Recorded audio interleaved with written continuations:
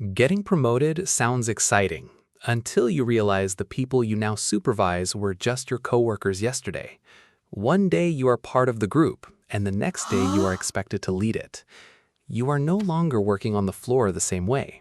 Now you depend on others to do the work, and that can feel strange when you know exactly how the job should be done. The hardest part is seeing standards drop and knowing you cannot just grab the tools and fix everything yourself.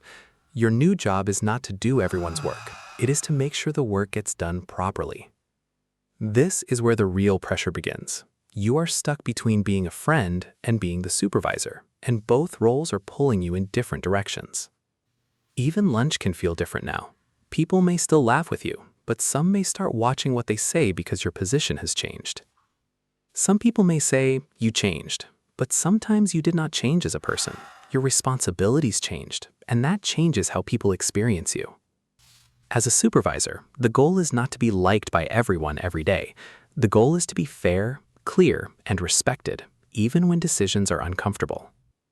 The first thing you need is clear standards. People cannot meet the standard if the standard only lives inside your head. Have honest conversations early. Tell your former coworkers, "I respect our friendship, but I also have a responsibility to the work and the team." Do not assume people know what good looks like. Show them the checklist, explain the expectation, and make the target easy to understand. Standards are not about ego. In many workplaces, quality protects safety, customers, reputation, and the whole team. You can still be friendly, but you cannot supervise like everything is casual. At work, the work hat must come first. When someone falls short, avoid embarrassing them in front of everybody. Correcting privately keeps dignity alive and reduces unnecessary resentment. Fairness matters more than friendship. The moment people believe friends get special treatment, trust in your leadership starts to disappear. Document facts, not feelings. Good notes protect you, protect the team, and keep small problems from turning into confusing drama. Sometimes poor performance is not laziness, it is a training gap. A good supervisor checks whether the person actually knows how to meet the standard. A common mistake is doing everything yourself because you know you can do it faster.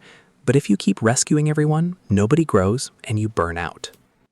Delegate clearly. Tell people what must be done, when it is due, what quality looks like, and when you will check back.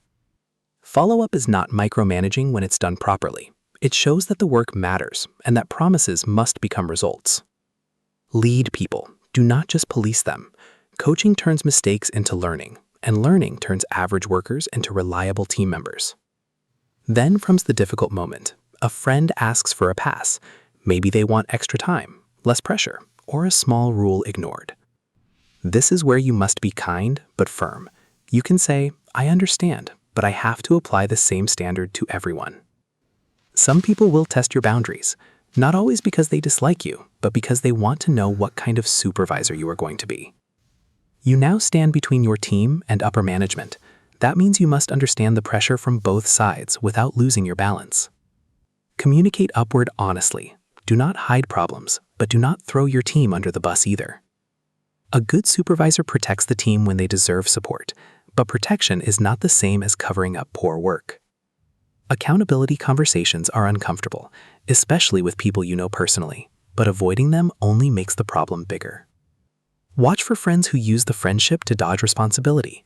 A real friend should not put you in a position where you must choose between them and your integrity. Avoid gossip completely. Once you become the supervisor, casual comments can be repeated, twisted, and used against trust.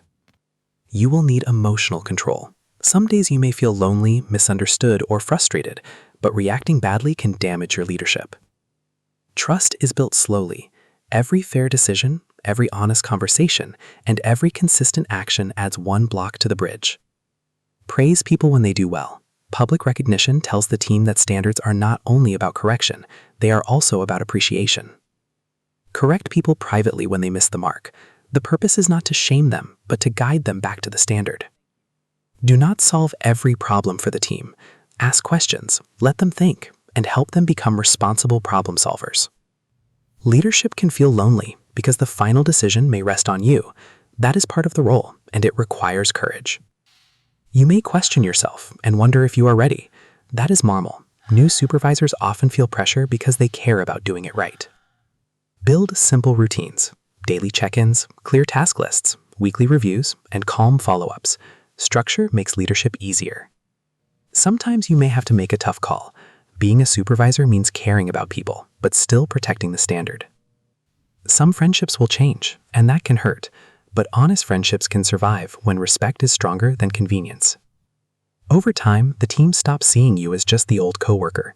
They begin to see whether you are consistent, fair, and dependable. The balance is simple, but not easy. Be kind, be clear, and be fair. Do not lead with ego, and do not lead with fear. Becoming a supervisor is not about becoming better than the people on the floor. It is about helping the team perform better while staying true to who you are.